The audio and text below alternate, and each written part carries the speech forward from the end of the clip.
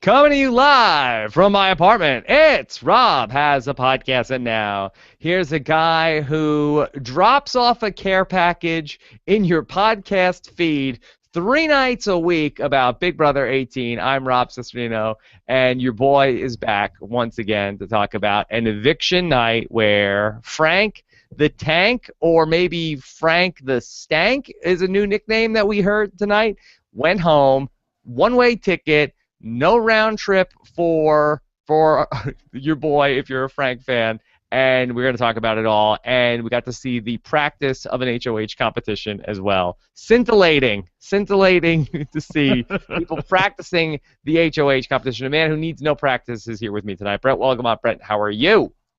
Exactly, Rob. I need no practice, but I will tell you that Michelle, being such a good friend of Frank, has been practicing that line that she used in the diary room to evict him for the past 5 days. She thought she was so original, saying, "I can't wait to evict Frank." Like, it was so hilarious. I don't understand. I don't get it. This is the same person that we saw say about how, well, I have a little bit of a crush on Frank, and, I just really hate Bridget so much, and she's crying in the storage room. Oh, Frank, I don't want you to go home. And then she goes in the diary room, and it's like, Frank. What is she doing? Like, why is she killing him that he stinks, but also she has a crush on him and she's crying. She doesn't want him to go home and not be on the jury. Well, it seems to me like the crush is in the past tense. I mean, she's definitely been hanging out with Davon a lot, and she's been going non-stop about how Frank is the devil. You saw Davon on the show tonight. She thinks Frank is the snake. He's the devil. So I think that's feeding a little bit of her animosity. Plus the fact, like, how could Frank, like, superstar, America's favorite player from Big Brother 14, choose Bridget over Michelle? I'm sure that's what she's thinking in her own head, and it's a little bit of a self-reflection on her part to think that maybe she's not as good as she thinks. Okay. All right. Well, we'll talk about all that and much more. Take your questions, hashtag RHAP, and then also on our YouTube channel at robbinswebsite.com/YouTube. We're going to have our Big Brother feed update coming up on Friday morning. I'll be live with Alex and Taryn, assuming that they are around on Friday, and we'll get into everything that happens overnight. Plus, we will talk about, in our live feed update, any news coming out of the backyard in terms of who threw a red ball and where it may landed here on a jam-packed night. But let's get into our top story at this hour, Brent. We had the secret room. It provided envelopes. There was a little bit of intrigue as to whether Frank, a.k.a. Stank, Frank opened up his envelope, and it was a one-way ticket, to the surprise of many who felt like that maybe the fix might be in. But alas for Frank Nation, that it was a one-way trip to Frank, who misses the jury. Well, Frank was not shooting for the jury. Frank was shooting for the win, unlike many people in the house this season. I think he was glad to be evicted this week rather than next week. I was never one of the people that thought that there was going to be any hanky-panky going on tonight as far as the round-trip ticket or Frankie-panky. Yeah, Frankie-panky. That's our hashtag tonight. Thank you. I just thought it was a little bit too on the nose for him to get it, like, right away after they revealed it. I mean, maybe Big Brother would do that, but I just didn't think it would be there. Yeah, it really would have been very on the nose for them to go ahead and do that on the first night that it's out there. Like, I know that they are brazen at times with this stuff, but that might have been a bridge or a Bridget too far. Yeah, I don't know. I'm still so ambivalent about the whole thing. I mean, again, it's more likely than not that it doesn't happen.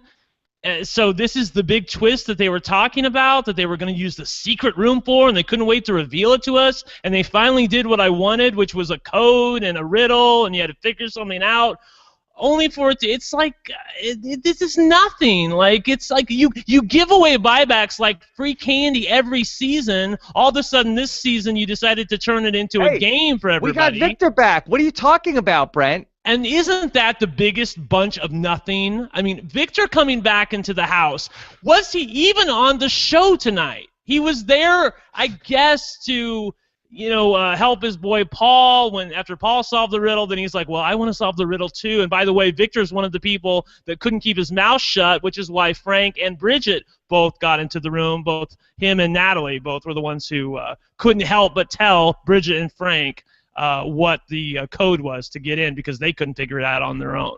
All right, well, we got to see how the secret room twist played out tonight. I know that a lot of it happened on the feeds, and I talked about it with Alec last night, and you guys talked about it in the real time on Monday with Jordan. But for the TV show, let's just talk about how that played out. So it was really a lot of Paul figuring it out. Do you give Paul a lot of credit for being able to piece this all together, or do you feel like that the writing was on the proverbial wall?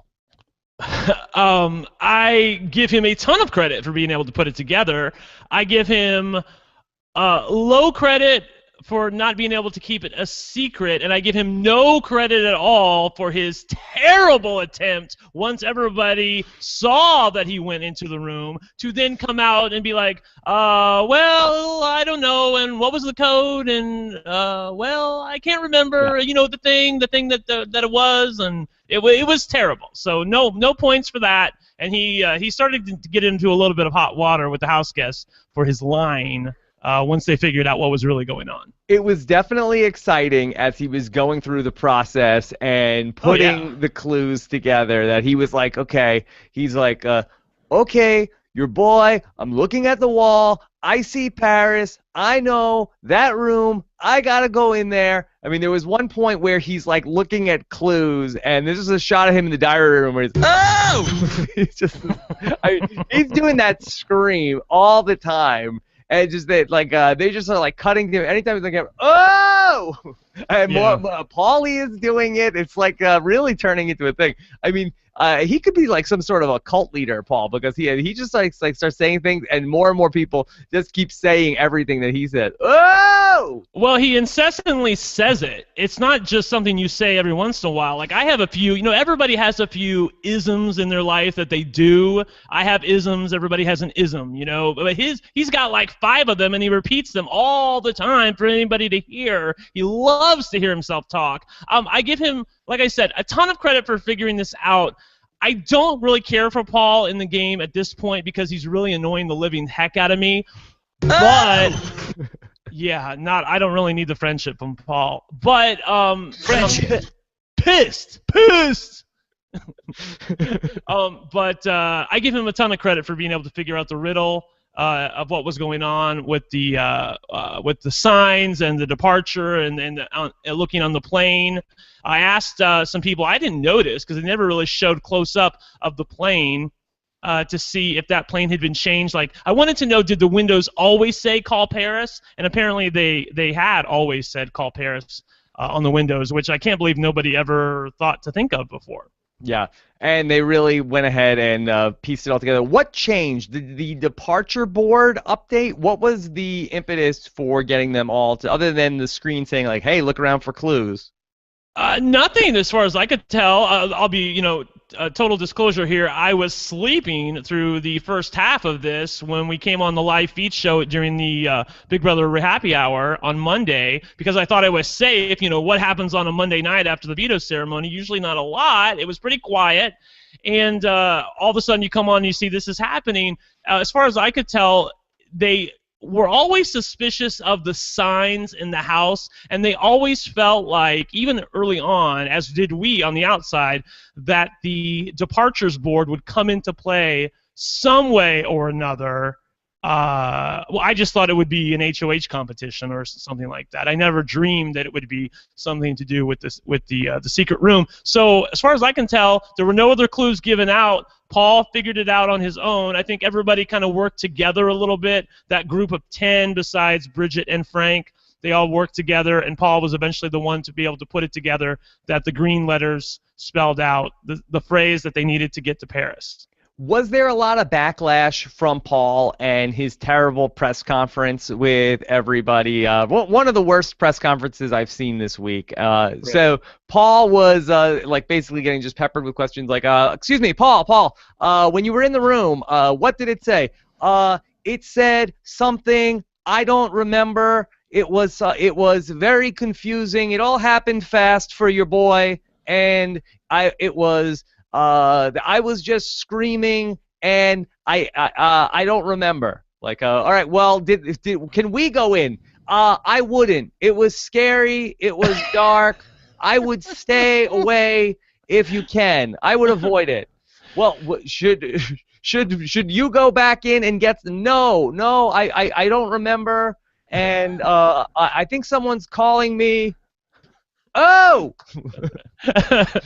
There was not a whole lot of backlash. He was going to, I think he would have gotten more, but he was successfully able to cover because of the fact that Frank and Bridget were there in that group meeting, and he was able to say after the fact when they were questioning him why he was lying, he said, well, I didn't want Frank and Bridget to find out how to get into the room, so I didn't want there to be a chance that they could come back into the game. So Okay. they bought that, and that was enough. All right. Well, Frank had to give a speech to ultimately go out of the house tonight. He ended up giving a pretty memorable speech that was like, I don't like any of you guys. Like, sorry, not sorry. And it basically told off the house. Brett, any issues with Frank going out that way, or that was a pretty frank way to go out? That was a very frank way to go out. It was a very boogie way to go out, and I am glad that he told that group of unlikable, terrible house guests what he really thought of them. Even if he said after the fact that he didn't really mean it, I think there's a part of him that means it. And I have to say, Rob, that I don't know what it is this season. This is possibly the most unlikable group of house guests since Big Brother 9. I really mean that. I'm not being over the top on this one. I've honestly looked back at each season and thought, well, I had people to root for. I had this person to root for, or at least this person was doing well. This season, the players are terrible. There's no strategy going on. The people that do have strategy, they don't know how to successfully lie. Look, i.e. Nicole, look at her when she lies.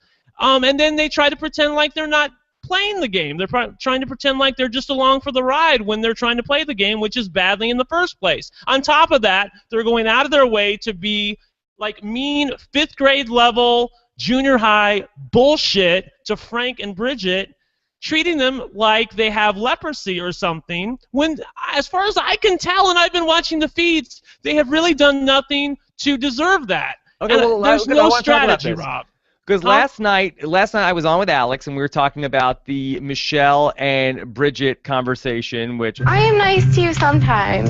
and I said that I feel bad for Bridget, because I feel like, what did Bridget do? Why is she getting attacked by Michelle in that way? And I did get some feedback from people after the fact, and I always like to try to, I don't want to misrepresent anything. So let me get into the mailbag a little bit of some of the feedback that I got after last night's show, and I want to talk about this. This is an email from Riki, who wrote in and said, hey, the way you guys talk about Bridget is nauseating. Please stop.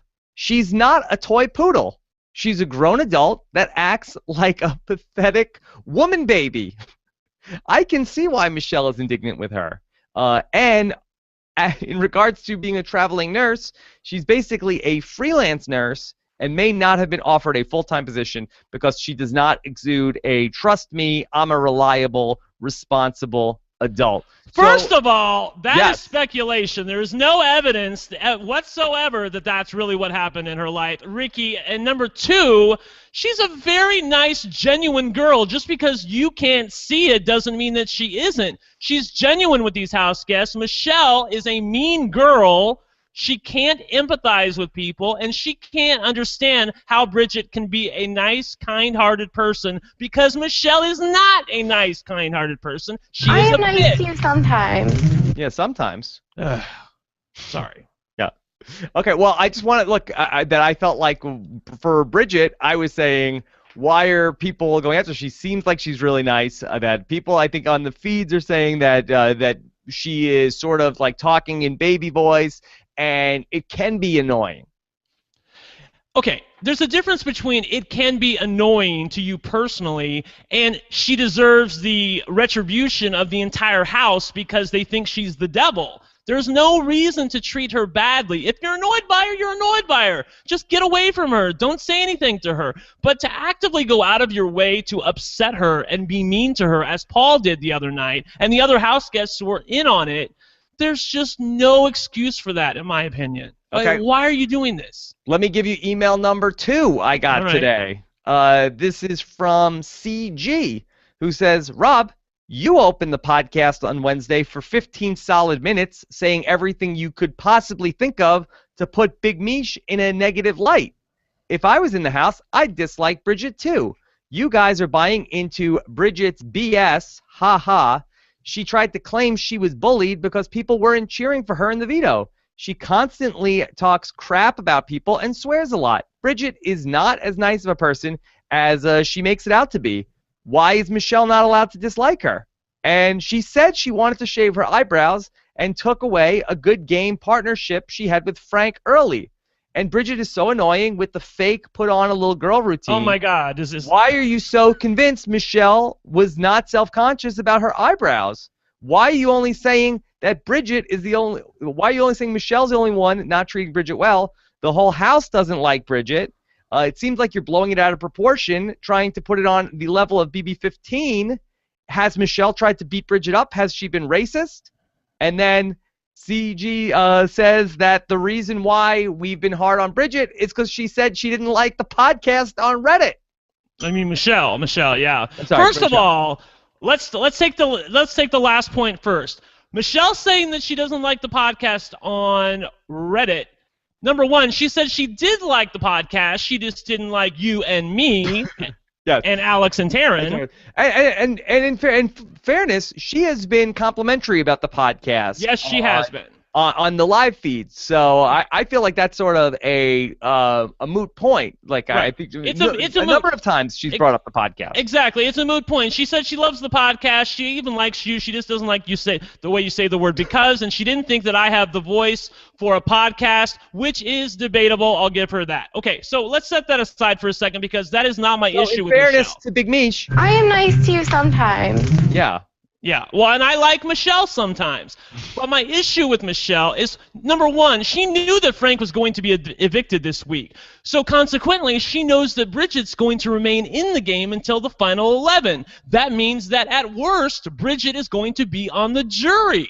Michelle, as a superfan, should know you should at least fake being nice to Bridget, given that she's going to be on the jury, if you plan on winning Big Brother, which, by the way, I agree with Alex. I do not think now that Michelle can win Big Brother. I think she's drawing dead. Second of all, talking about Bridget, to say that she swears as proof that she isn't a nice person, first of all, I swear all the time, and I'm a very nice person. Bridget does not talk in a baby voice on purpose. I really do think that's just the way she genuinely talks when she is sad, which is most of the time. And not only that, she was bullied by the rest of the house because they're all ganging up on her, rooting against her actively to lose the OTEV competition when it's her against Michelle. Everybody's rooting for Big Mish. No one, save for Frank, is rooting for Bridget. So tell me how you would feel if you were stuck in a house with 10 other people who all hated your guts and wanted you out. It would feel like they were bullying you. So It's not about our perception of Bridget. It's about Bridget's perception of the rest of the house. And they were bullying her in her eyes. And that being said, I'd like to see nice things happen for Bridget, but she's not playing a great game either. I'm not rooting for her to go on and become the winner of Big Brother 18. All I said was last night I felt bad for her, that I thought that she was really coming under attack. I mean, Bridget, now, it'd be nice if she could get up off her fanny and do something in this game. Yeah, Bridget, I'm glad that Frank was evicted tonight and that he didn't stay another week, like if he got the round-trip ticket. Because, I mean, Bridget's main mistake in the game, as far as I can tell, is just cozying up to Frank, like being honestly inseparable from him. And, it isn't a showmance, but for all intents and purposes, it is the same thing because people saw them as a pair and people didn't like Frank, and so Bridget became the object of their objection because they wanted Frank out. Okay, chat room is for the most part behind you on this. I see Nicolette in the chat room saying Brentship. Well, I'm calling as I see them. The people in the house this season, they need to check themselves. Seriously, I don't know what it is about the Big Brother house that brings out some of the worst traits in people. But it's like these people are back in high school again. Camera on them 24 hours a day. I think that's really the thing. You would think that would make them act. You would think that would make them act better. And they apparently care about themselves. Nicole was just saying to, I don't know who the other day, how she was mad that her little interaction with Corey this week, she got into a fight with him. And by the way, it wasn't even shown on the show. She didn't want to be seen as a bitch. But I am so mad and honestly embarrassed. Yeah. Yeah, she kind of is. Sorry, Nicole. All right, but Nicole's barely on the show anymore. I mean, really, Nicole, Corey, Paulie is barely on the show anymore. It's hard to find these showmances were not on Big Brother this week. It's hard to find Nicole. She's usually underneath Corey. Whoa. I'm sorry. Yeah. All right, well, let's talk about we checked in with the BFFs of the 4 returning players tonight, and I would just love to get your take on that. We saw Jason talk about Davon. No real headlines there, right?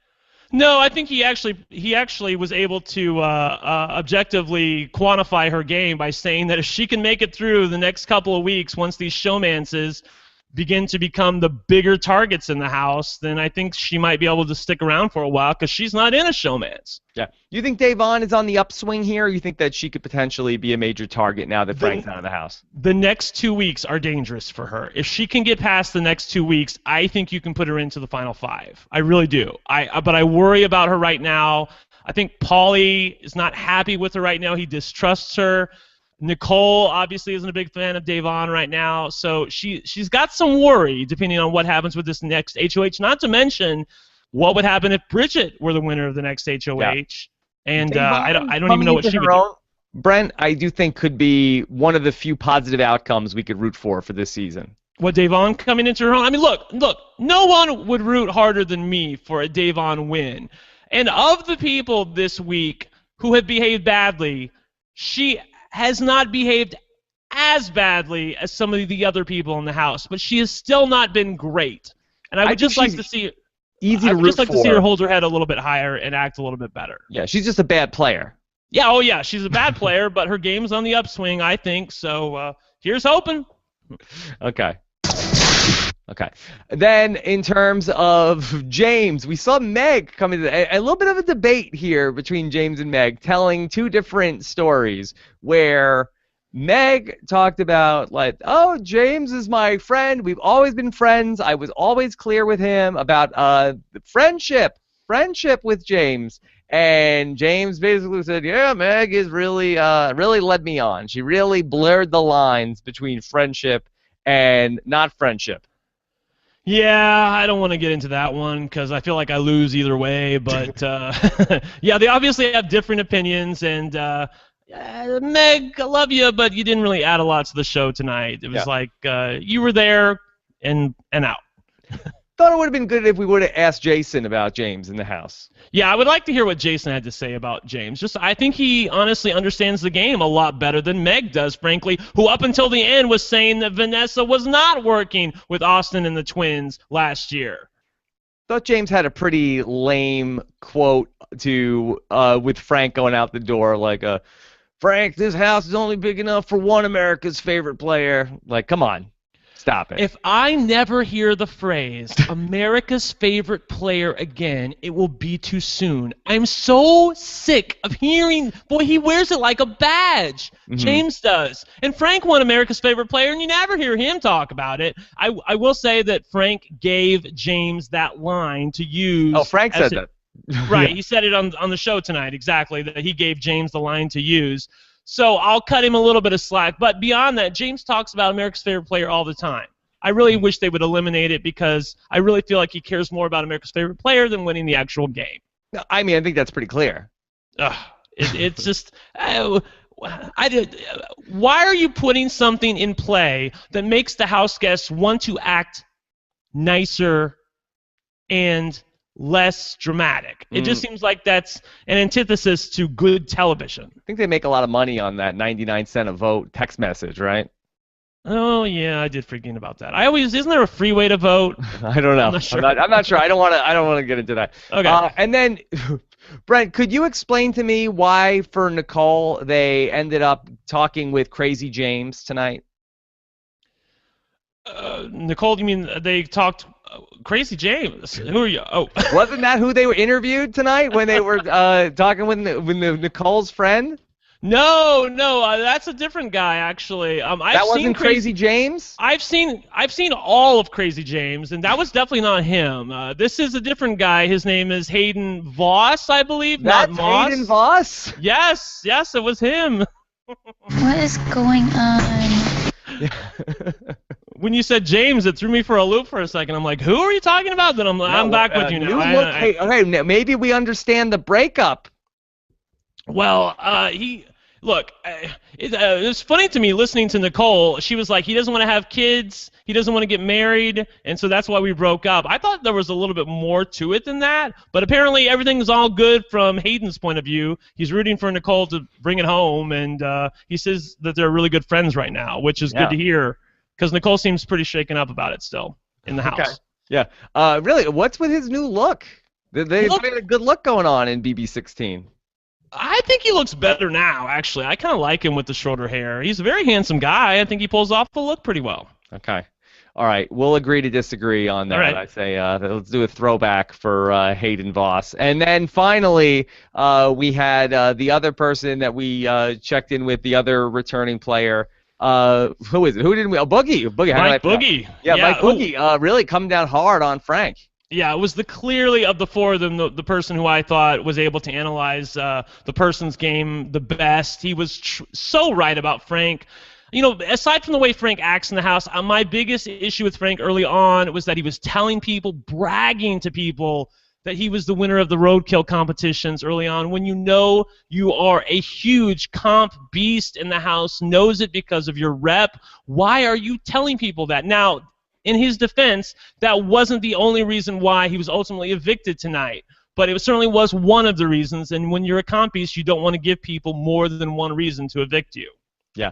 Well, let's do our final eulogy on Frank, our UDG on Frank, after he came back in, and really a 5-week run in this season that after 7 days in the house, after 1 week, we were singing his praises. We talked about how Frank came back a new man, and we thought that he had a lot of equity, potentially, to come back and win this game. And by 2 weeks into this game, we were out on Frank as the winner. And then he really was never able to bounce back. He seemed like he was getting a little bit of traction. Everybody wanted him out a week ago, and then that ended up being the week that Tiffany went home. But now here he is 5 weeks in, and then ultimately the person who goes out of the game. So, Brent, where did it all go wrong for Frank? I think it went wrong strategically for his inability to sit still. As Alex pointed out correctly on the show last night, he was unable to sit back and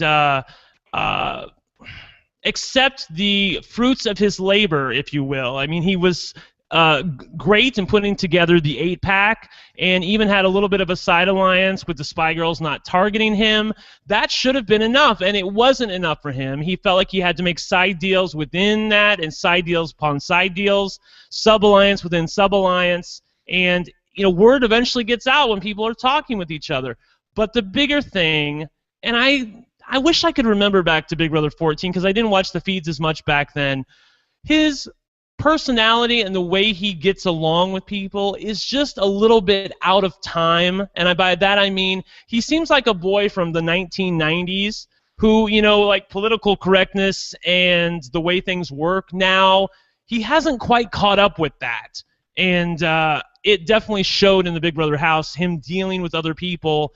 I guess I'm just a Gen Xer trapped in a millennial world. He really is a Gen Xer. I mean, I don't know how old he is, I forget. But leads me to my next point, Brent. What? Here's what needs to happen for Frank. Frank needs to get on the phone with Beast Mode Cowboy, and he needs to figure out, hey, hey, who did you talk to get on Survivor? This is Right. what Frank needs. Frank is on the wrong show. He needs to get out there. Frank would do great on Survivor. If they could get Frank into a Survivor season, I think that Frank could be a potential Survivor winner. I agree. Frank is the kind of guy who works good in big groups, and he likes to lead, and he Or doesn't maybe not like. a winner, but at least he'd be in the mix. He would Yeah, have exactly. a much better chance to win a Survivor season than a Big Brother season. I think he came back because it was a bit of unfinished business, and obviously, Boogie, when he came back his second time, he ended up being a winner. So I think that Frank thought that maybe that was a possibility for him. There's no way it was going to happen. He'd at least make a jury. I keep couching this. He'd at least make a jury on a Survivor season. Well, he made a jury last time, so there is that. But I don't know. I definitely think that Survivor would be the better landing spot for him. Not How Big about Brother. this? Okay. Okay. That Frank over Beast Mode Cowboy as a Survivor player. Oh boy, I don't know. I guess I can buy that. But Beast Mode was pretty good last season when he was on, so I don't know. I've always felt like Beast Mode Cowboy would be the great Survivor player, only because he is so loyal and he would stick with the people who he needed to stick with, and people wouldn't want to vote him out until about Final 6, Final 5. So I don't know. Frank, he seems a little antsy, and he may not be able to get along with the women as well as Beast Mode Cowboy can. Yeah, but I think on Survivor, what are the problems with Frank? That he stinks and he's farting all the time. That's not as much of an issue on Survivor. It's not as much of an issue on Survivor, definitely when nobody's bathing on a daily basis. I don't know. I buy Beast Mode Cowboy more than I would Frank, I think. Okay. All right. We'll see. We'll see about that. We'll do a fan fiction someday along the way. Davon, again, killing Frank on the way out the door. He's sitting there with an envelope. 1 in 12 shot. He's coming back in the house. I mean, what is Davon doing every week? Well, I don't know. I don't know what is going on behind the scenes. I don't know what's going on behind the curtain. Maybe they knew that they were going to open up the envelope, and then once they opened it up and saw that it was a one-way ticket, then they would play the goodbye messages. I'm sure maybe she got some confidence. On the other hand, all the cards were on the table, as Alex pointed out. All the cards were on the table this week. Frank said in front of Davon, I want the veto to be used on me, and I want Davon to go up in my place. So why is she going to be nice to him at that point? There's nothing more to hide. Here's the thing. How about this? When you're on Big Brother, there's a bunch of things that can happen every week where America gets a chance to vote for stuff. I mean, do you want to come off as a person who is, killing somebody who could be a potential fan favorite? You don't know. I mean, Frank is a former America's favorite player. Do you want to be killing that guy on the way out the door? I don't know.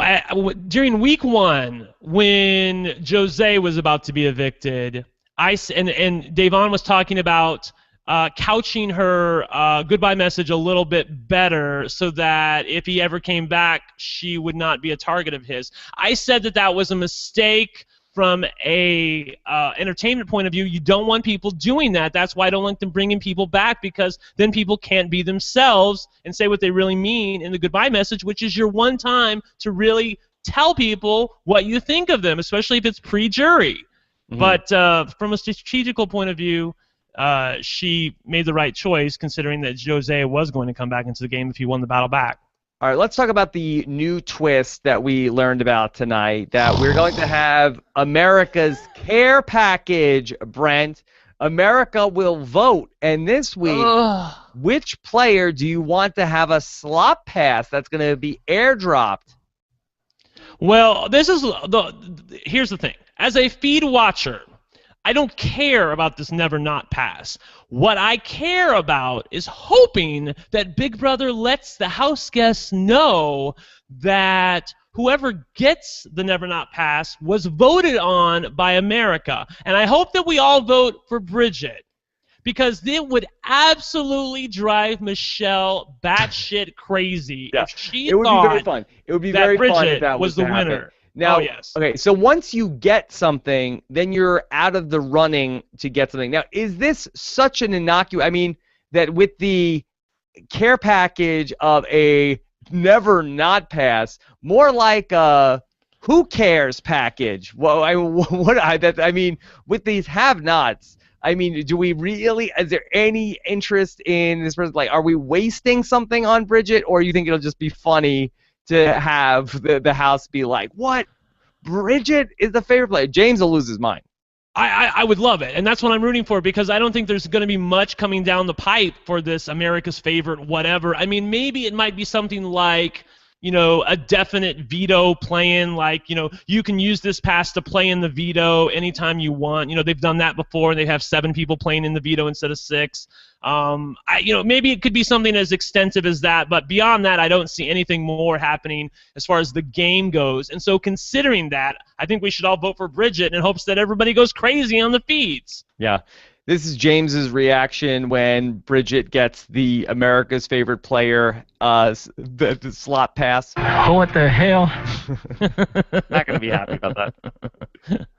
All right, let's talk about then the HOH competition. Brent, I don't understand why in the world we had a practice round that went on for the entire rest of the show. It's like we tuned in to watch the baseball game, and it was like, all right, today we're bringing you batting practice. Okay, everybody. And they set up this whole practice round. You can practice for as long as you want, and then when you think you're ready, use the red ball. And I thought it was going to be, but if you practice for longer, it will get progressively harder. Your thing will shake as you wait. It was just like, no, practice for as long as you want, and there is no penalty for practicing you could practice for an hour if you want. Right. The only penalty was if you tie somebody for their score, the person who got it first is going to be the head of household. When we went to the end of the show, only one person. Another who cares package. Only one person, Paulie, had already thrown his ball. By the end of the show, or this is feeds? No, this is not feeds. I'm not spoiling anything. Okay. At the end of the show, you could see that Paulie had thrown his ball, and it had landed in number 6. So he got 6 points. So obviously, I don't think he's going to be the winner. So anybody else can probably be head of household at this point. Well, he was doing really good. I really thought that he had this in the bag. Well, obviously not if he got 6 points. That's what I'll make sure of that, but I don't think he's in the running. It says he got a 6. What incentive did anybody have to go quicker on this other than not tying somebody? I don't understand. I don't know. I really don't. Look, here's the thing. It's an interesting comp, and it's an interesting idea, but I agree with you that when Julie started talking about the caveats to the competition, I thought for sure there would be something like some penalty for, going longer than a certain amount of time, or that at any given point, maybe they could have done something like, practice as long as you want, but at any, predetermined point, the competition may end, and if you haven't thrown the ball by that point, then you're out. Whoever has the highest score is the head of household. They could have done it like that, but instead we could be waiting here for 3 hours while they do it. Brent, the chat room is saying that Paulie is throwing this competition. Are you buying that? Are you friendship or pissed at that? I am not buying it. I guess that's more feeds. I'm just not buying it. He's a competitive guy. He wants to have the power. He wants to have all of the power if he can, and he's used to being in control. And he's definitely the alpha dog in the house. Maybe he thinks nobody would target him, and he's probably right. But on the other hand, I can't see him just outright throwing it. I got to throw this challenge because I got all the power in the house. Why would I try to win it when I could already call my shot? Well, it says that, I guess this happened on the show. It said he walked slowly. He was walking nonchalantly back and forth. He walked slowly to get the red ball, barely pushed it down the table, watched it for a second, and turned around and stood to the side. No disappointment or anything. So maybe he did throw it, which if he did, good for him. It takes balls to throw an HOH competition. You never know what can happen in the Big Brother house, especially with twists in play. And, he decided to do it. Ball boy, hello. There's 2 of my balls in the corner. I need my balls. Yes. All right. So, Brent, the chat room is also talking about how they have posted what the other prizes are along the way. for the other weeks. Okay. The thing is that the chat room is posting it, but then there's so many people chatting that is going by too fast. Week 2 is an eliminate 2 eviction vote pass, which is interesting. Okay. And then the prizes get progressively better. So don't think that this is not great. That I don't think that there'll be any way to organize this. Week 3 is a super safety. You'll be safe for the week, but you have to wear a costume. It's like, again, America, the Who Cares package.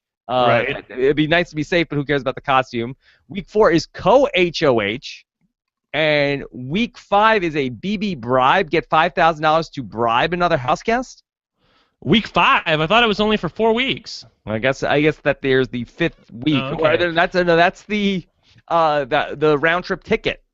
And what's oh, you're right, that is the round trip ticket. What's co-HOH? Does it explain what that is? You get to nominate one of the 2 house guests for eviction. And you're presumably safe from being nominated yourself. That is a power worth having. I would like to have that power. So. Yeah, but the way this is going to work is that we only knew about this. Look, we're podcasting about the show. We need the chat room to tell us about these things. Right. So, like, people are going to vote for Bridget, and then it's going to be like, okay, well, now who's the second most popular person? Okay, they'll win it that week. So the most powerful thing will go to the 5th most popular house guest in the house. Which at this point is probably Davon. I mean, who knows where it will be 5 weeks from now or 4 weeks from now. But it's I mean, like Bridget and James and Natalie, these are the people at the top of the popularity poll as far as I have been able to determine. And I don't know what the rest of the house guests think. All right, so looking at the Joker's update poll, the most popular house guest is Natalie, so she'll get a never not pass. Second is James. Third is Frank, he's gone. Then 4th is Bridget. 5th is Davon, and then Nicole. Yeah, like I called it. Yeah. Paulie is the least popular house guest on Joker's update. My brother Cody. Yeah. Can you believe that? I can. People are rooting for the underdog in Big Brother, and definitely the underdogs right now are Frank and Bridget. Of course, he's gone now, and James and Natalie. I feel like I don't think they're underdogs, but they're also not in power. They're just sort of like tangentially related to the power at this point. Okay.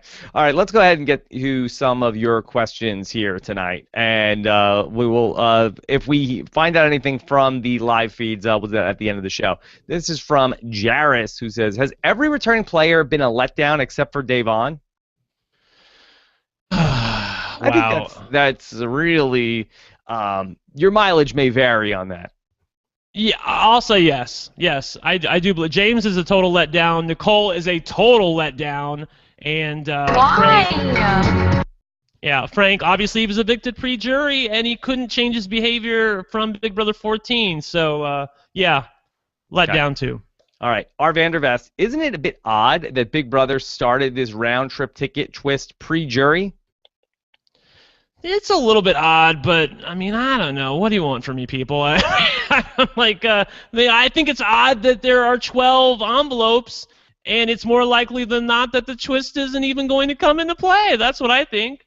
Yeah, I think it should have been, I think you guys said this right, should have been like, the first 4 people. If it's 4 weeks, it should have been like the first 4 people, but I guess then not everybody that gets evicted would have gotten an envelope, so I don't know. I mean, if anything, Brent, I think it should have been, forget these envelopes, there should have been a wheel, and then you just, okay, for 4 weeks we have a wheel, and then we're going to spin the wheel if you're evicted or not evicted at this point.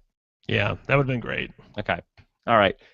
Steven says, how significant do you think the care package advantages will be going forward? We touched on that. It sounds like they're going to get pretty significant. Brent, do you like that they're going to, when we found out, it was a slot pass, again, it was like the Who Cares package. This seems as though it's going to be pretty significant. So do you think that it is a bad idea to have them be such important things? No, I am somebody who has liked that aspect of Big Brother Canada. Big Brother Canada has, they have fused more of the audience-related participation in the Big Brother game. For instance, they had a Canada's HOH where Canada decided on the nominees, and they gave some people some powers at another point. So I've never really had a problem with that. I like the fact, look, I've always said Big Brother is an entertainment TV show first and a game second. It would not be on the air if it wasn't entertaining and funny. So anything you can do to get people more interactive with the game, I'm all for. Okay. Let's go to John Johnson, who says, with Frank sadly gone, will it help Bridget's game since there are bigger targets in the game? I said the other night that I see no way that Bridget gets voted out this week. What do you think, Brent? There are definitely some people who could be nominated, but here's the thing. Even if Bridget is nominated for eviction and is presumably the target by who's ever head of household, or they say she's the target, they're going to have to nominate a pawn. And who is that pawn going to be? I mean, it could be Victor, but I don't think Paul would necessarily be happy with that. It better not. You better leave. My boy, off the block. My name is Paul. It's not Pawn. Don't put me up. Pissed. Yeah. I think it also could be somebody like Natalie, but James would be mad. So I think that's going to be very interesting to see. It's fine if you want to nominate Bridget. A lot of the House wants her out. But who are you going to put up with her? That's the problem. And nobody's going to want to take that chair. Also, obviously, there's some other people in danger that we can talk about in the feeds section. Okay. Shannon says, do you think that America's care packages limit one per house guest? Yes, that is correct. Julie did say that. Yep, Julie did say that. So don't use everything up right now. We got to wait for Bridget. Hopefully she sticks around for a week. On the other hand, if she gets it, feeds gold. The rules say it's one present per your boy. So one present per boy. That's right. Okay, Michael GM says, was Boogie right that one of Frank's worst moves was revealing to everyone that he won the road kills? Obviously, Brent says that it was. Yeah, I think I mean, Frank came back, and we've touched on this all season. They came up with a twist that was tailor-made for Frank, where it was you could privately win comps. So here's an advantage that Frank's biggest, the thing that everybody's scared of, oh, Frank, he's a comp beast. We got to vote Frank out because he's going to win all the competitions. Ooh, Frank, we made a twist for you that will allow you to win comps in private. You don't have to tell anybody, and you could just go in that Winnebago and win every week. And he's like, well, I'm just going to tell everybody. I don't care. I'll do it. Whatever. I can't keep it a secret. I know. It was so frustrating watching him, too, because not only did he tell people, he bragged about it. He danced a little jig when he won to tell people that he won. It's like you're painting the bullseye on your back so large right now, and unlike Dr. Will, they still can see it. Yeah, okay. All right, let's go to Primal Instinct. Were Big Miche's tears about not using the veto on Frank real or a ploy to keep her in his good graces in case he stays? Boy, that seems like that's given Big Miche a lot of credit. A lot of credit. No, she's just an airhead, honestly. I don't know what she was crying about at that point. Like Frank said, you cared about him so damn much, you had the opportunity to use the veto on him, and you didn't. Shut up. Well, she was like, I was hoping that we could hang out in jury. Whoa, that's like, jury and chill. Yeah, by the way, I agree with Alex's assessment last night. What she revealed in the diary room about, having a bit of a crush on Frank, I mean, I'm definitely buying that. It seems like that's where all this is. It all makes sense to me now. I never could understand. Oh, by the way, somebody's been tweeting me all week. The thing about the eyebrows wasn't even about Michelle. It was about Tiffany. Like it was a total mix-up. Like it wasn't even about Michelle apparently. Like everything was mixed up. They sent me the timestamp and showed me where it was. So like the whole thing that she was mad about to begin with was just hearsay. It was total bullshit. Sorry. Okay. All right. Then let's go to Jill Robinson. Is Paul better suited for Survivor since he's all about friendship? Lately, Survivor is more of a social game. Your boy would kill it on Survivor. I should be on the show, that I wouldn't be sketch, I would win. No, I think that no. I think that Paul is way too hyper and aggressive to play Survivor. I don't know. I don't think he would do all that great. Yeah, I mean, I think he'd be fine on Survivor. I think that he would probably be as good on Survivor as he is on Big Brother. I don't. Rob, don't give him any ideas, please. That would be a major problem for you? I don't. Yeah, I look. Paul is fine in small doses on the TV show. No, he's better for Big Brother. He's better for Big Brother. I will say that, because on Survivor they don't sit you there and then have you just say catchphrases all the time in your confessional. Like on an episode of Survivor, you don't hear one person say a catchphrase 19 times. Right, and early and the house guests are feeding it too. Earlier today, Nicole was talking about Zach from her season and how America loved him. She's like, oh, Paul, they're going to love you. People are going to be coming up to you all the time going friendship and pissed, and he was all about it. So it's like just encouraging more of that behavior. It's only going to get worse from here. Your boy is going to be a social media mogul. You'll see. I've heard social media moguls are back on Big Brother in the world. Okay. Jay Steckley says, if Michelle and Bridget wanted Frank to stay, couldn't they have given him their envelope so he would have had a better chance to come back? No. Brett, no. That's not against. No way. No, it's not allowed under the rules. Once you pick an envelope, you can't trade it with anybody else or switch. So no, you couldn't do that. No. Okay. This is from Sierra Butcher at One Lucky Gay. Please grace us with your opinion on Julie's couture tonight. Are we talking about her dress or her makeup? Give us both, quickly. I liked the dress. I thought it was something interesting that she hadn't worn before, and definitely a different silhouette. Is that a side ponytail? Yeah, and I liked this. I liked the hair. The contour on the nose was a little harsh, so maybe lighten up a little bit on that. But who am I to criticize the wife of the president of CBS? Okay. All right, Harry Schaefer says, these players are so dumb. Oh, I wasn't ready for that.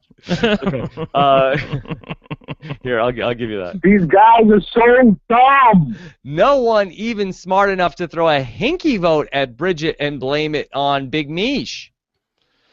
Yeah, like I said in the beginning of the show, not a lot of good strategy happening in the Big Brother house. Seeing Boogie on the show reminded me of how good he was at Big Brother and how he probably would have done something like that tonight, just to mix things up. Yeah. Okay, this is from Miriam, who says, was Frank's eviction speech brilliant and snark worthy of Brent's rants, or did you find it sour grapes? Well, you said you liked it. Yeah, I tweeted this person, actually, Miriam. Hello, she always follows me on Twitter. She's always active in the chat, too. Always great. I thought it was brilliant. I was glad to see he told him what he really thought of him. If I knew I was going to be evicted by a unanimous vote, you best bet your bottom dollar I would tell the house guests what I really thought of them. Okay. Then John Rumsey, will the show expose to the House the winners of America's Care Package, and will it put a target on them? We can only hope. Yes, please tell them who wins. Whoever wins, it's going to create drama in the House when people who think they are popular find out that they're not the most popular person. Yeah, but will it put a target on Bridget's back? Not anything bigger than what's already there. But I feel like that people will forget about her, and if she wins this pass, I feel like people will say, oh, we better get rid of her because she's more popular than me. Oh, I don't know. I'm a feeder, and I care about feeds, and it would be feeds gold, so I'm rooting. Go, Bridget! Get that care package. All right, let's do one more. This is from Fat Tyson Navazo. Will Frank get a third shot at Big Brother? If Frank gets a third shot at Big Brother, he should say, just put me on Survivor, and then hang up the phone. That's it. Yeah, I agree with you. I don't think he has he's ever no shot to win this game. Never winning Big Brother. He is not the kind of person that you can put in a house and expect him to get along with people 100% of the time. At least on the island, you can go off, you can do things, and you can talk to other people. You see other people. You see the cameraman. You see Jeff. Here on the show in the house, you don't get to interact with anybody. Even when you're in the diary room, there's just a camera there. There's not a person. He has no shot to win Big Brother. At least he would have a shot. At least he'd have a puncher's chance on Survivor. Yeah, especially with the final three.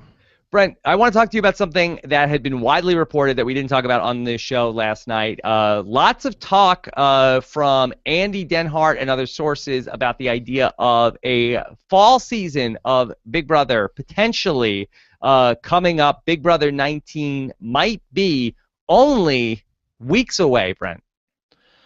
Yeah, there's been some varying opinions about this. I think if they do a fall season of Big Brother, one of the things that I've heard that I think is actually legitimate would be a online version of Big Brother. I mean, I don't mean online like Sequester.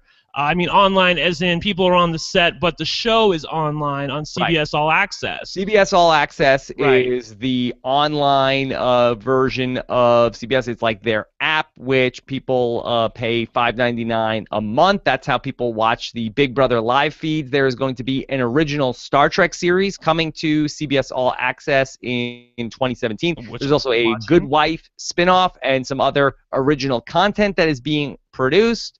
Brent, a Big Brother 19 in the fall on CBS All Access, friendship or pissed?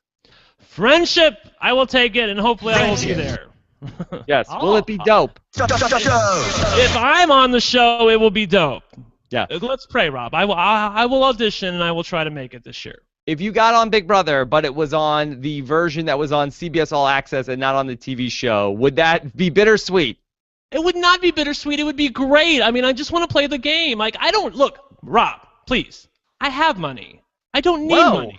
Okay? I don't need money. Okay? I just want to play the game and have some fun. That's the kind of people you should be putting in the house. People who are there for the love of the game. Yeah. I think it would be fun. I'd be interested to see. I don't know if your boy is going to survive a fall season of a Survivor season, a Big Brother season, a Survivor Australia season going on. Also, potentially the return of Amazing Race, which is not currently on the schedule. I wonder if Amazing Race could go to CBS All Access. It's definitely a possibility. You know, for a lot of people who think that this is a long shot, or that they think that that could never happen. Why would they do that? You know, most people when they're watching television, they just fast forward right through the ads. You know, most people DVR things that are on television. So getting them to watch something online is a way to get paid for it as an advertiser, and you have to watch the ads. You can't fast forward through them. So I can totally see them doing an online version of Big Brother for CBS All Access. Yes, and I believe that we should support Big Brother 19 with the caveat, hashtag bring back Glenn. Oh, and in a heartbeat. If they bring this back for the fall, the first person they should cast is Glenn. I'm hoping. Here's the thing: if it's online and not TV, okay, I'm hoping that the people who get cast and want to be on the show are not the typical narcissists and fame whores that you typically see on Big Brother every year. It would be people who actually love the game and just want to be a part of it. Rob, you tell me where to be, I'll be there. Trust me. CBS Glenn Access. And he would, oh yes, CBS Glenn Access. He would be there too. I mean, he was, of all the people in the cast, he's the one who really loves the game the most, I think. Him and Davon. Yeah. Audrey, call me. I'll do Sequester. Put me on the show. All right, let's do a couple. Do we have an HOH, Brent? Do we need a live feed segment? You tell me.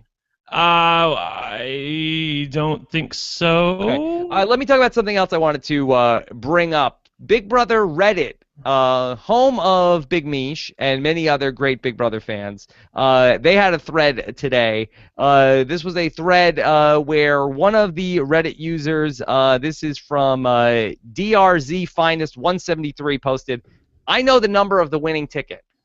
Okay? Okay. That this user posted, "The winning ticket is whoever posted number 8. There's a poster in the Big Brother house that says Ocho Rios for winning destination in plain sight, so I don't know how the hamsters didn't notice that. Apparently Davon has ticket number 8. Are you friendship or pissed at this theory?" Well, I'm going to be pissed because the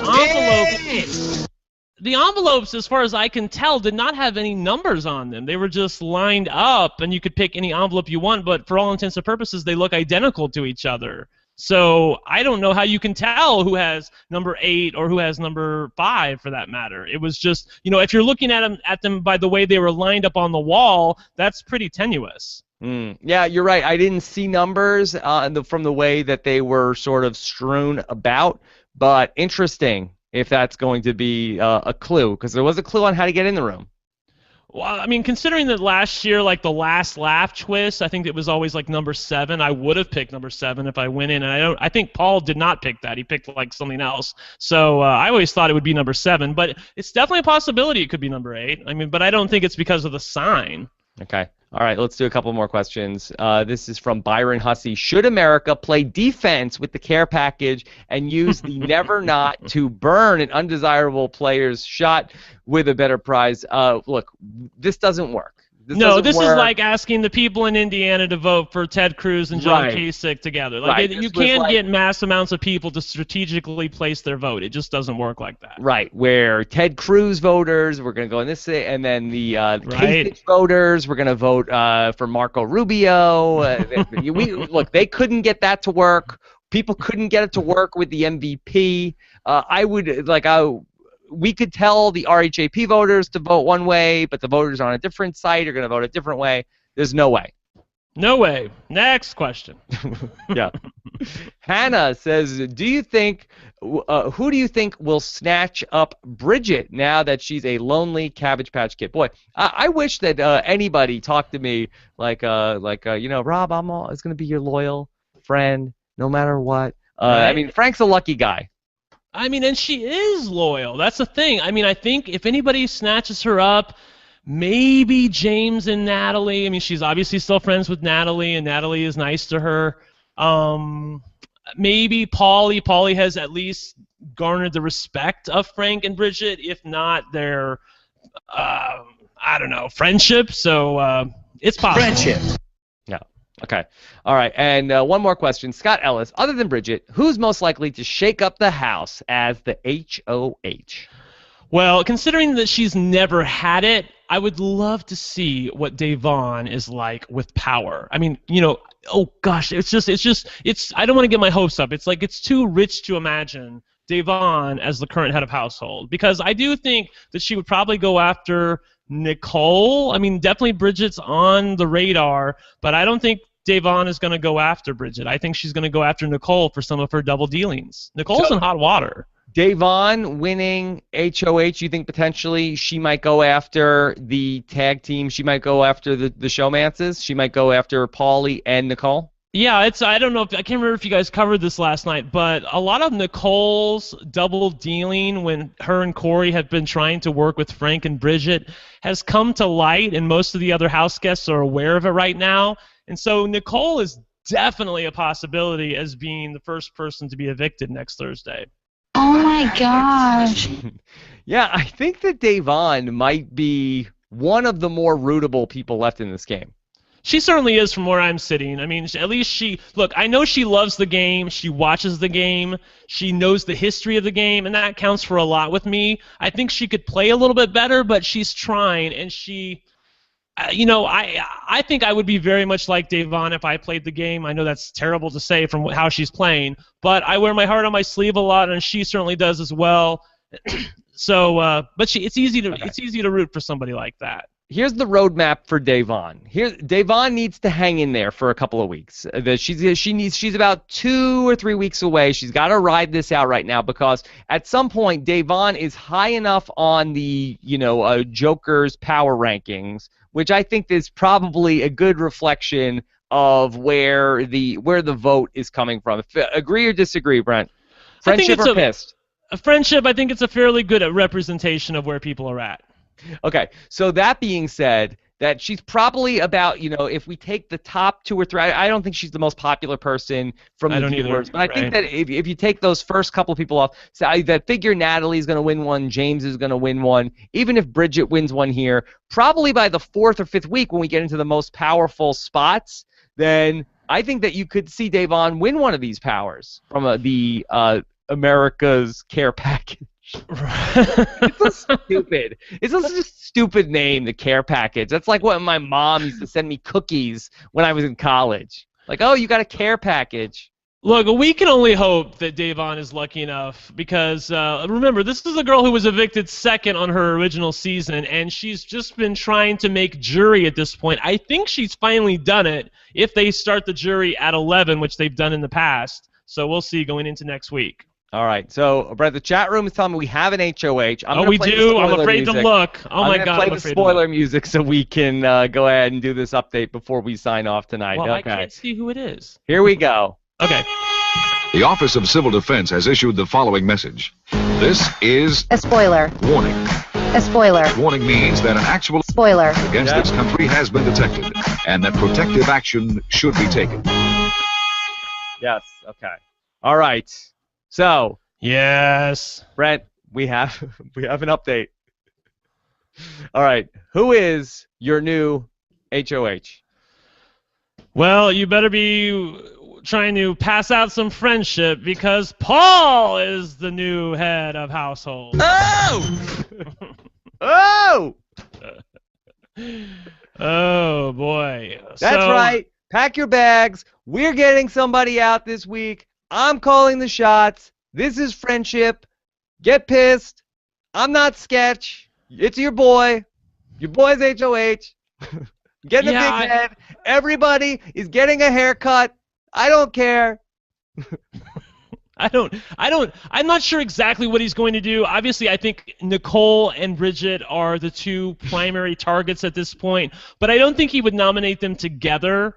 I definitely think that Natalie is a possibility as a pawn. So at least Victor is probably safe for another week. There's that. I mean, but who is he most? I mean, Frank was his big target.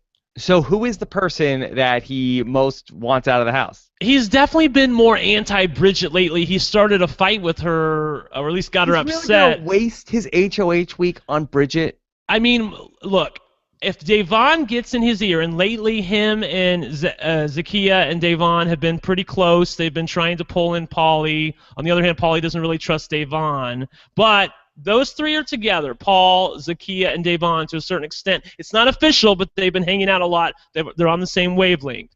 If Davon can get in his ear about Nicole, that may be able to be enough to get him to nominate her. I don't know, though. We'll see. All right, we will find out what your boy is going to do tomorrow morning. We'll talk about it with Alex and Taryn on our live feed report. And then on Sunday night, we will try to we may have a guest on Sunday night. We'll see. We'll see. I have a guest in pencil if that comes together. Either way, Taryn Armstrong will be back with me to update what happens on Paul's HOH nominations as we start to head into the home stretch here. Are we at the halfway point? No. Oh, it's like actually I don't even know if it's the halfway point. Sorry. No, it's 99 days this year and it's not day 45. I know. Yeah, that. I was vamping. We're not halfway. We're not halfway. Okay. But we will see. We will see what happens. Of course, Brent is on Twitter. He's at OneLuckyGay. We will talk about all of the friendship over the weekend on our next Big Brother update. All right, lots of fun here tonight. Have a good weekend, everybody. We will talk to you soon. And thanks, of course, to Scott St. Pierre behind the scenes, pulling your questions, talk about it all, coming up on our next podcast. Take care, everybody.